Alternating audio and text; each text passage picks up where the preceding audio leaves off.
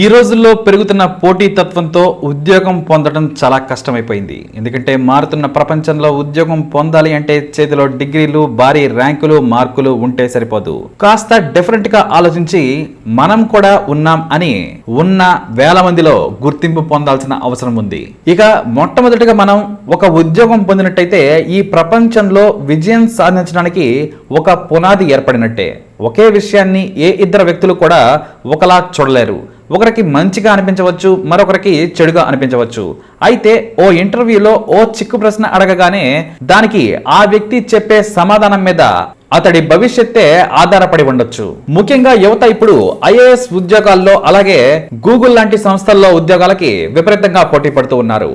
Government sector లో IAS కొట్టాలి అనుకున్న వాళ్ళకి ఎన్నో తెలివితేటలు ఉండాల్సిన అవసరం ఉంది. అలాగే దానికి ఇంటర్వ్యూ చాలా ముఖ్యం అనేది కూడా వారికి తెలిసిన విషయమే. ఇక అలాగే గూగుల్ కూడా కొన్ని వింత ప్రశ్నలు అడుగుతూ ఉంటాయి. గూగుల్లో ఉద్యోగం కొడితే లైఫ్ సెటిల్ అయిపోయినట్టే అనేది ప్రతి సాఫ్ట్వేర్ ఇంజనీర్ కి తెలిసిన నిజం.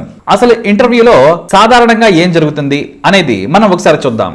ఫస్ట్ మీ గురించి చెప్పండి అంటారు. బయోగ్రఫీ, విద్య, పని అనుభవం, సాధారణ జీవన లక్ష్యాలు, అలాగే ముఖ్యంగా ఎక్కడైనా ఇంతవరకు పని చేశారా అనేది సాధారణ ఇంటర్వ్యూలో అడుగుతూ ఉంటారు. అలాగే మా సంస్థపై మీ అంచనాలు ఏమిటి, మీరు వివరించి చెప్పండి అని అడుగుతారు. అలాగే మీ బలాలు, బలహీనతలు కూడా చాలా ముఖ్యం. అవి కూడా ఇంటర్వ్యూలో అడగడం జరుగుతుంది. ఇక అలాగే మీ విజయాలు కూడా మీరు చెప్పాల్సిన అవసరం ఉంది. ఇక ఫైనల్ గా మీరు జీతం ఎంత ఆశిస్తున్నారు అనేది చాలా ముఖ్యం. ఇదంతా కూడా మీ గురించి తెలుసుకోవడానికి. ఇక ఇంటర్వ్యూలో ప్రశ్నలు ఎలా ఉంటాయనేది మనం ఒకసారి చూసుకున్నట్లయితే సాధారణంగా ఆ ఆఫీస్ కు సంబంధించిన ప్రశ్నలే అడగాలని లేదు, చాలా వెరైటీగా కూడా అడుగుతూ ఉంటారు. ఉదాహరణకి ఒక రోజులో గడియారంలోని నిమిషాల ముళ్ళు, గంటల ముళ్ళు ఎన్నిసార్లు కలుస్తాయి? వాస్తవానికి గూగుల్లో ఇలాంటి ప్రశ్నలు అడుగుతూ ఉంటారు. మీరు ఊహించని ప్రశ్నే అయినా సరే దీన్ని మనం ఆలోచించి చెప్పాల్సిన అవసరం ఉంది.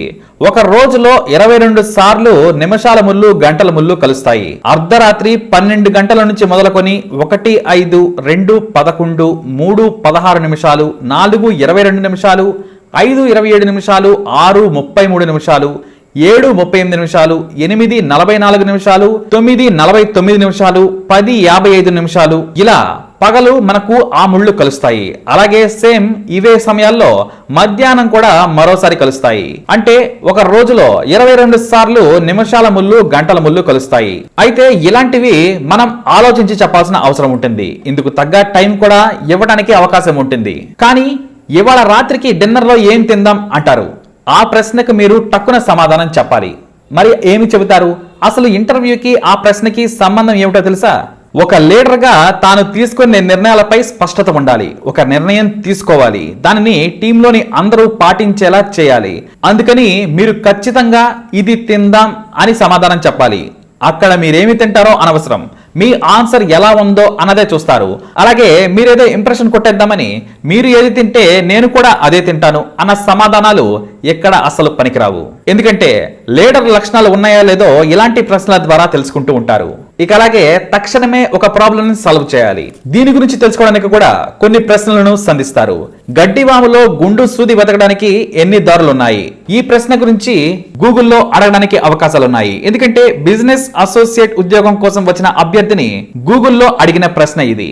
మీరు ఎంత క్రియేటివ్ గా, వినూత్నంగా ఆలోచించగలరు అని తెలుసుకోవడానికే ఈ ప్రశ్న వేస్తారు. దానికి మీరు ఎలాగైనా ఆన్సర్ చేయవచ్చు, కానీ అది కన్విన్స్ చేసే విధంగా, సాటిస్ఫై అయ్యే విధంగా లాజిక్ కి దొరకకుండా ఉండాలి. ఉదాహరణకి ఓ మెటల్ డిటెక్టర్ ను వాడి గుండు సూది కరిగిపోని టెంపరేచర్ లో గడ్డివాముని తగలబెడితే చాలు, ఆటోమేటిక్ గా మనకు గుండు సూది దొరుకుతుంది అని సింపుల్ గా సమాధానం చెప్పేస్తే వారు సాటిస్ఫై అవుతారు. లేదా మీకు తోచిన విధంగా మరో విధంగానైనా సరే ఆన్సర్ చెప్పగలిగే స్కిల్ మీకు ఉండి ఉండాలి. ఇక అలాగే మీరు నేర్చుకోవడానికి ఆసక్తి చూపుతారా లేక సంపాదించడానికా? ఇది కూడా చాలా ముఖ్యం. నేర్చుకుని సంపాదించడానికి అని మన స్టైల్లో చెప్పుకోవచ్చు. అలాగే సంపాదిస్తూ కూడా ఇంకా నేర్చుకునేందుకు వీలు కల్పించే ఉద్యోగం అయితే ఇంకా మంచిది అని సమాధానం ఇస్తే తక్కువ లొంగిపోతారు ఇంటర్వ్యూ చేసేవారు. అంతేకాదు మీ తెలివికి, సమయస్ఫూర్తికి కూడా పదును పెట్టే ప్రశ్నలు కూడా ఉంటాయి. మీరు బొంబాయి నగరానికి వెళ్లారు. అక్కడ ఉన్న కిటికీ అద్దాలన్నీ కూడా మీరు శుభ్రం చేయాలి. మరి దీనికి మీరు ఏం చేస్తారు?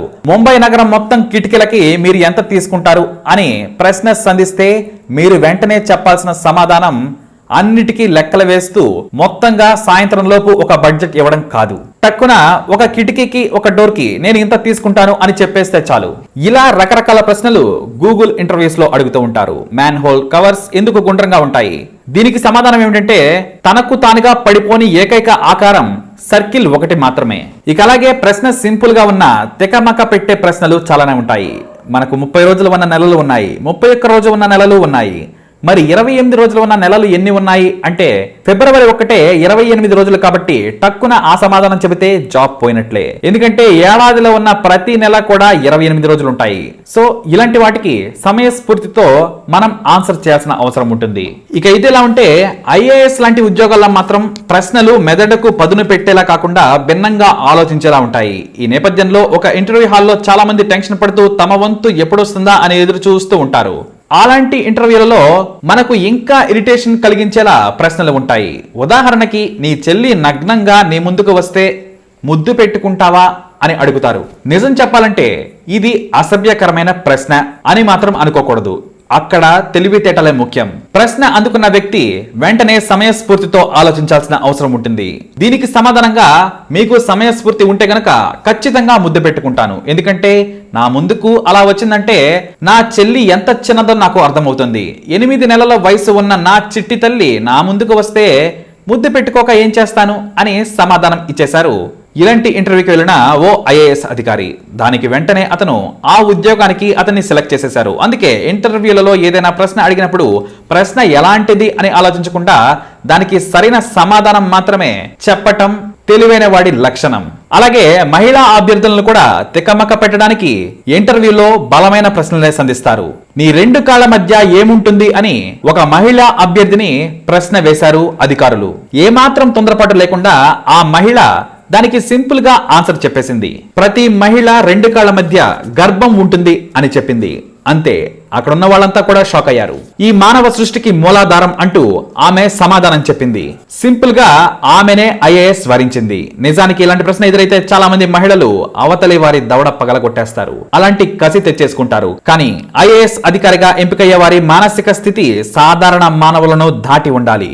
అలాంటి వారే ఐఏఎస్ కి సెలెక్ట్ అవుతారు. కాబట్టి గూగుల్లో అడిగే ప్రశ్నలకు, ఐఏఎస్ ఐపీఎస్ లో అడిగే ప్రశ్నలకు దేనికైనా సరే సమయస్ఫూర్తి చాలా ముఖ్యం. అలాగే ఓర్పు కూడా ఎంతో అవసరం. మరి మీకు తోచిన ప్రశ్నలు, సమాధానాలు కూడా కమెంట్ ద్వారా ప్రతి ఒక్కరికి అందేలా ఈ వీడియో కింద కమెంట్ చేయండి. ఇలాంటి మరిన్ని వీడియోస్ కోసం మా ఛానల్ ని సబ్స్క్రైబ్ చేసుకోండి.